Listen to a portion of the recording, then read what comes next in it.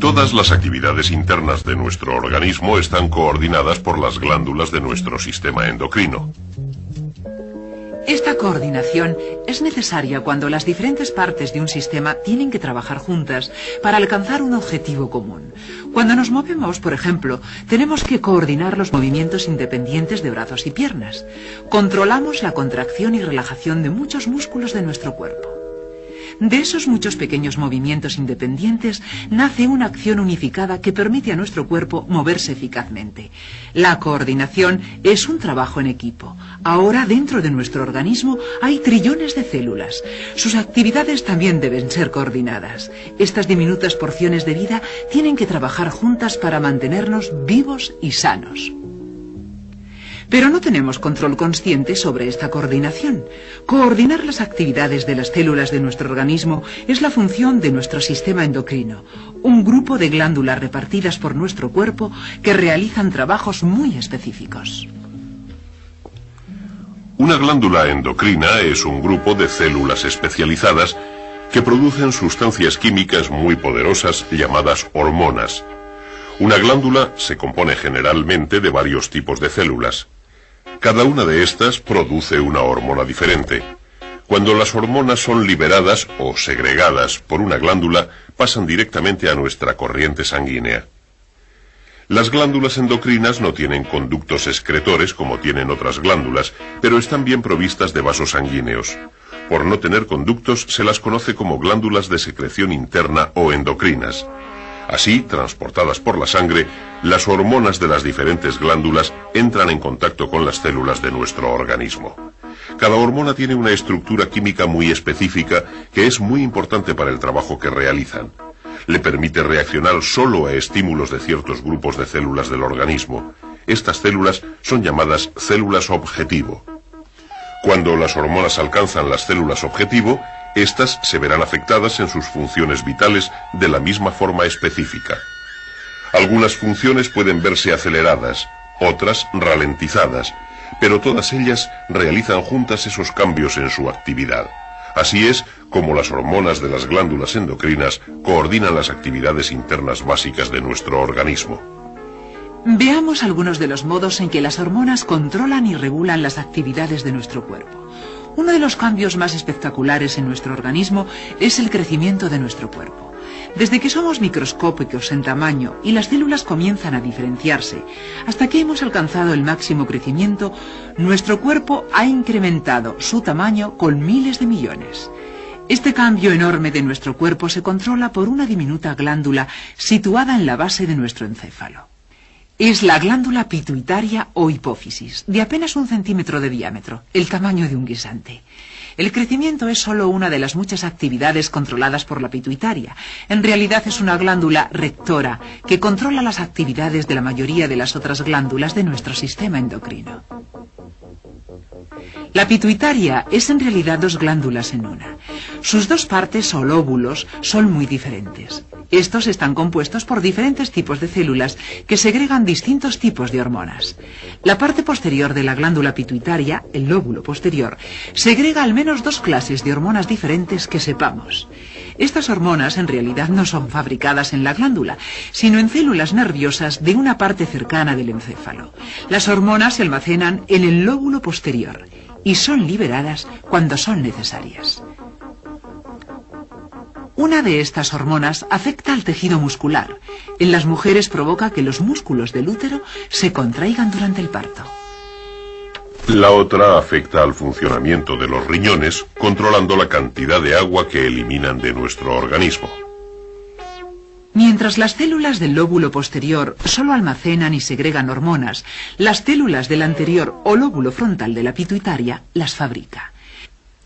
El lóbulo frontal produce al menos 7 hormonas diferentes que conozcamos, y una de ellas es la hormona que controla el crecimiento. Esta hormona es la que llamamos HC, iniciales de hormona del crecimiento.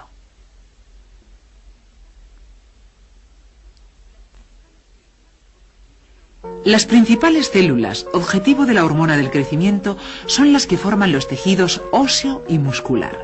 El cuánto crecemos depende de la cantidad de hormona que produce la glándula pituitaria. La producción de esta hormona aumenta a medida que nos aproximamos a la pubertad, en que maduramos sexualmente. Muchas de las otras hormonas segregadas por la pituitaria regulan las secreciones de otras glándulas endocrinas. Una de estas hormonas es la llamada hormona estimuladora del tiroides, HET.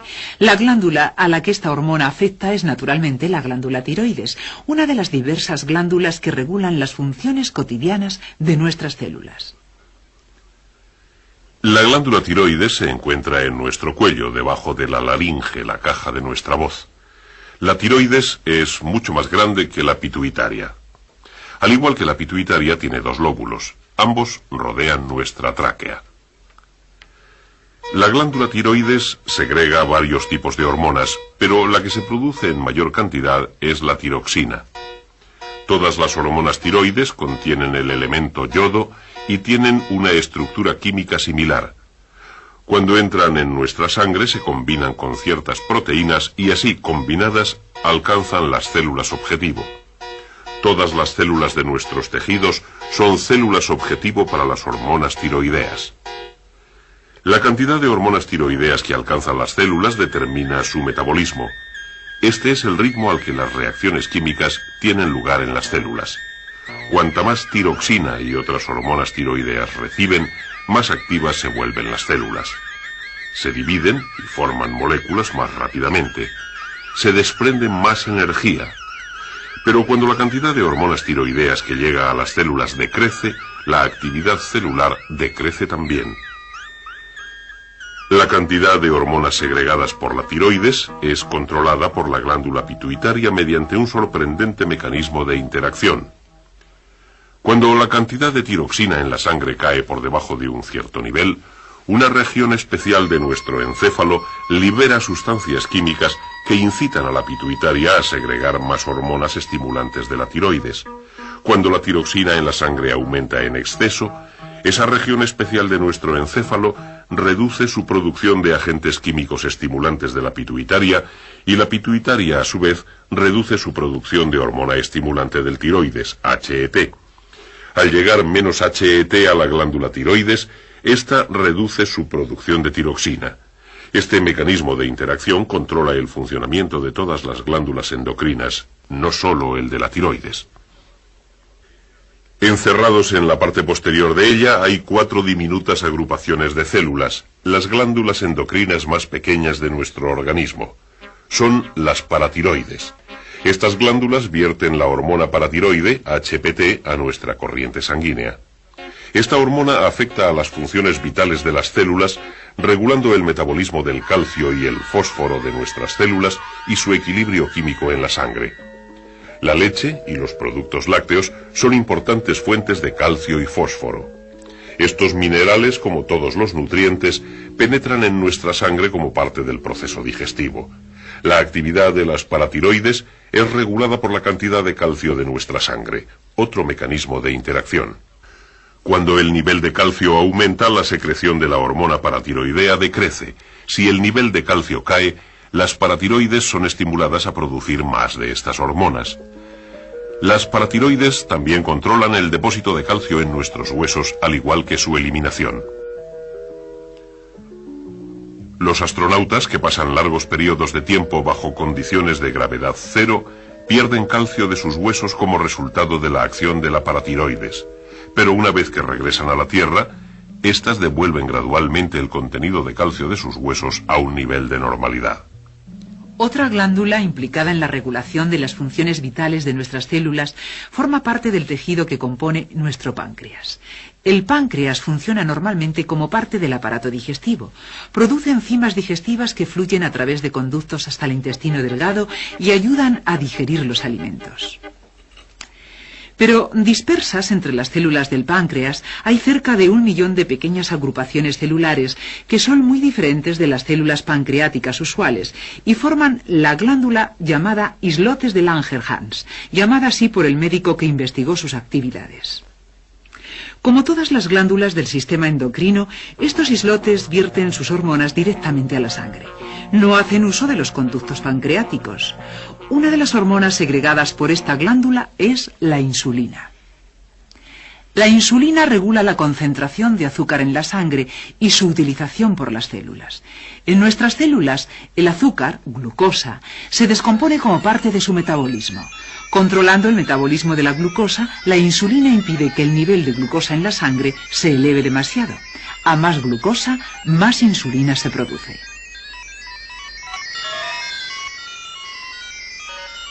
Otra hormona de los islotes de Langerhans tiene el efecto contrario. Esta hormona, glucagón, impide que el nivel de glucosa en la sangre baje demasiado. Inhibe el metabolismo de la glucosa.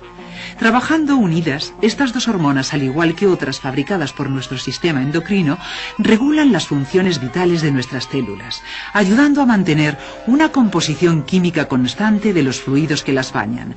A este estado de equilibrio se le llama homeostasis.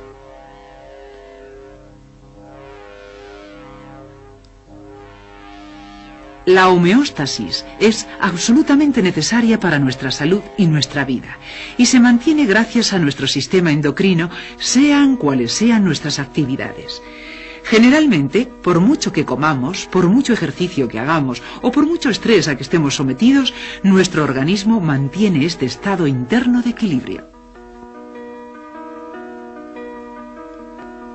El estrés afectará a veces a una parte de nuestro sistema de interacción. El miedo, el peligro o el dolor pueden estimular la segregación de hormonas de un par de glándulas en forma de bonete situadas sobre el polo superior de cada uno de los riñones, las adrenales o suprarrenales. Su nombre proviene de su localización. En latín, ad renes significa sobre el riñón. De ad renes tenemos adrenales. Cada una de las glándulas adrenales se divide en dos partes. Estas partes difieren en su estructura y función. La parte externa es llamada córtex, la parte interna médula. La médula contiene solo dos tipos de células que producen dos hormonas similares. Una de ellas es la adrenalina. Respondiendo a una señal de estrés o peligro enviada por el encéfalo, la médula de la glándula adrenal vierte adrenalina a la sangre. A medida que fluye por nuestro cuerpo, provoca inmediatamente un número de efectos. La adición repentina de adrenalina provoca que el hígado vierta mayores cantidades de glucosa en la sangre. Esto proporciona más alimento para las células y pone a disposición de los músculos más energía para su acción. La adrenalina reduce el flujo de la sangre a los órganos internos, como el estómago, y a cambio hace que fluya en mayor cantidad a los músculos. El latido del corazón se acelera, la presión de la sangre se eleva y el ritmo de nuestra respiración se incrementa. Pero los efectos de la adrenalina desaparecen rápidamente. Cuando el peligro ha pasado, el encéfalo ordena a la glándula adrenal que deje de liberar adrenalina. Ciertas enzimas de nuestra sangre destruyen la hormona y enseguida volvemos a la normalidad. La adrenalina puede ayudarnos a preservar nuestra vida en emergencias, pero no es tan esencial para nuestra vida como las hormonas del córtex adrenal. El córtex produce tres importantes clases de hormonas. Las hormonas del córtex tienen diversas funciones vitales en nuestro organismo, muchas más de las que tienen las de la médula. Sin las hormonas del córtex adrenal no podríamos sobrevivir. Por tanto, los procesos vitales de nuestras células son regulados constantemente por las diversas hormonas segregadas por nuestras glándulas endocrinas. Y hay un papel más importante todavía en el sistema endocrino. Controla nuestra capacidad de reproducción. Nuestro sistema endocrino controla los cambios de nuestro cuerpo, que son parte de nuestra maduración sexual. Las glándulas endocrinas que producen estos cambios son los testes o testículos en el hombre y los ovarios en la mujer. Pero es la glándula pituitaria la que controla sus actividades. La glándula pituitaria produce tres hormonas que afectan al desarrollo sexual. Estas se producen en pequeña cantidad incluso antes del nacimiento. Pero generalmente, entre los 10 y 14 años en la mujer y los 14 y 16 en el hombre, estas secreciones aumentan espectacularmente y a su vez estimulan las secreciones de los testículos y ovarios. Sus hormonas provocan los principales cambios físicos que completan nuestro desarrollo sexual y capacitan al hombre y la mujer para reproducirse. La más importante de las hormonas sexuales masculinas es la testosterona. En la mujer se segregan dos tipos de hormonas, los estrógenos y la progesterona. Al igual que sucede con las otras glándulas endocrinas, un mecanismo de interacción regula la actividad de la pituitaria, de estimulación de los testículos y ovarios. Y así nuestras glándulas endocrinas regulan y coordinan las funciones vitales de nuestras células. La pituitaria es un regulador para muchas de estas glándulas, para que respondan a las señales de células especializadas del encéfalo y para devolver las señales desde las mismas glándulas. La pituitaria, la tiroides y las paratiroides, los islotes de Langerhans, las adrenales, los testículos y los ovarios, todas ellas forman parte de nuestro sistema endocrino, el sistema de glándulas sin conductos que vierten sus secreciones de hormonas a nuestra sangre. Es un sistema que regula las funciones vitales y mantiene el equilibrio químico de los trillones de células de cuya vida y salud dependen nuestra vida y nuestra salud.